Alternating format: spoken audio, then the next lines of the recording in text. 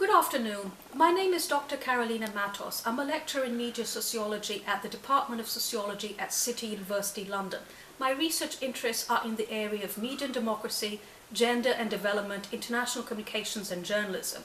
I teach at both undergraduate and postgraduate level, particularly in the MA International Communications and Development, which has grown considerably in the last 2 years, and we have students coming from development practice, practitioners, as well as journalists. At the undergraduate level, I teach a lot in media theory as well as journalism, such as the course News and Society. I have over 12 years experience in teaching in UK higher education. Before I taught at the Department of Government at University of Essex. I also taught at the LSE in the media department where I was an LSE fellow and expert, and I also taught at Goldsmith where I did my PhD in media and communications. Prior to that, I was a full-time journalist, having worked for international organizations such as Reuters and UNESCO, and I worked particularly with international news and politics as well as culture. Here at City University, I'm also director of the Jeremy Tunstall Global Media Research Group, which recently has been rebranded and is growing considerably in our research areas, which include media, development communications, creative industries and value chains, gender, participatory democracy, and social media. I also teach part-time at the International Centre for Parliamentary Studies in a gender planning program for practitioners, particularly with the focus on gender development and equity and citizenship. I have written 3 books, and the second one, Media and Politics in Latin America, Globalization, Democracy and Identity, won the International Prize in first category, the Premio Jabuti in the first category in communications. Now, this was a project that looked at critically at the question of the crisis in public service broadcasting, particularly in the public media in the 21st century. Right, so we look at the relationship that public service broadcasting has had in terms of strengthening and boosting European democracies, and particularly also the important role that the BBC has had, and why we talk about the crisis of public service broadcasting and why we should preserve the BBC in a context of digital platforms, multiple publics, and cable and satellite.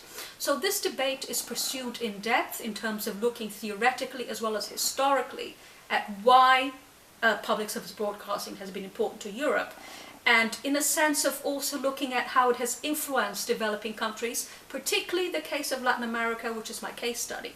And it looks at the whole process of democratization in the region in the last 20 years, which has included the strengthening and the pressure for change in various fronts, from the demand for political reform, agrarian reform, more equality, advancement of women's rights and minority rights, to media reform. And that has included the strengthening of public service broadcasting to act as a counterweight to the heavy skewed commercialized environment that currently predominates throughout the region, and has been very much influenced by the US commercial model of broadcasting.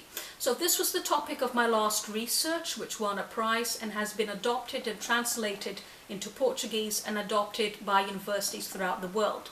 In that particular book, also a topic started to emerge which I thought was important to research, and this was the debate on gender and how women leaders were emerging throughout many Latin American countries, particularly in a moment where gender equality, and particularly the debate on equality per se, has come back very strongly in the global agenda, in a context where the Western countries have seen a widening of the gap between the rich and the poor in the last 20 years.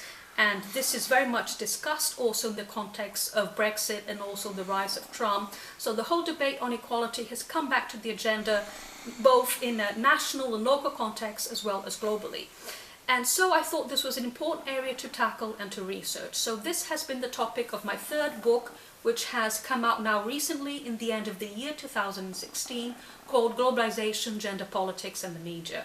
Here I did 2 things. Basically, I looked at media representations of women, particularly at advertising, as well as the role of social media and blogging, particularly in the context of the Arab Spring, and where you see in particular regions of the world women using blogs and social media to advance women's rights issues and to talk about equality in general. So this analysis was put together with interviews, a whole set of interviews that I did with experts working in development, from the World Bank to the United Nations Development Programme, and the debate on the ways in which certain regions of the world have advanced. What are the challenges today?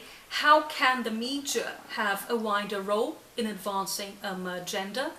And this is also very important when we look at that both the World Bank and IMF and other institutions have pointed out how not enough progress has been done, that this agenda needs to be advanced in a context where women's rights and minority rights also are important for economic development. So that agenda needs to be pursued.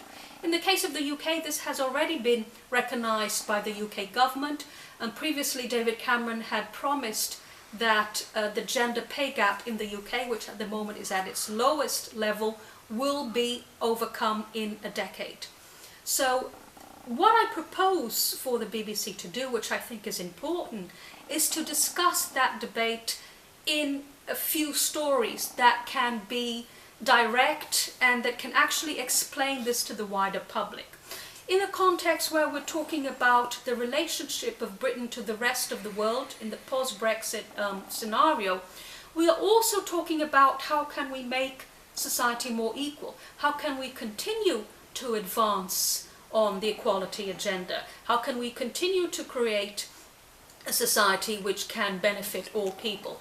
And the question of women's rights also comes into this debate when we look at the ways in which we are part of European Convention of Workers' Rights, and how we will be able to continue having these rights in the post-Brexit context. So the issue of particular groups maintaining and advancing their rights is up to debate at this moment in time. Now we see this with the protests in the US, particularly also in the post-Trump election, and how US academics such as Nancy Fraser and others have argued for the 8th of March, the next forthcoming 8th of March, to be a general protest movement of women all around the world. So all these issues are important to tackle. We see that anxiety coming in a context where rights have become more and more uncertain in a more difficult world. So I think it would be interesting to do a story on gender equality, particularly more directed to a wider public, and that could include various fronts. We could decide to do a story where we focus particularly on the UK and the gender pay gap, or we could focus on a story that actually talks more about the UK in relation to Europe and what are the rights that women have acquired in the EU Convention and what would be able to be maintained and what we can advance. Or we could also focus on a different aspect where we look at the case of younger women and we talk to them and see how their perceptions, what are the challenges that they think that they will face in the future. So there are many ways of tackling this topic, and in terms of the knowledge of the wider public about this, we can see that there is a growth of interest in it, and also not always a detailed understanding of those issues. And I know that there's a growth in interest because I see from many students at City University. So we have a lot of students that have interest in particular topics. Development in itself has grown more, I would say, in the last years than now. There's interest in issues such as equality, human rights, gender, climate change, etc. And we have a lot of students doing dissertations on minority rights and women's rights. So I think this is what I would like to suggest for the BBC, to do more stories about that could reach a wider public. And I'm open to discuss the ways in which these stories could be developed. I also think, as I said, in terms of not just on focusing on at the expert level, but in terms of looking at also members of the public, young students, young people, and how they perceive these issues. So thank you very much for listening, and I wait for your reply.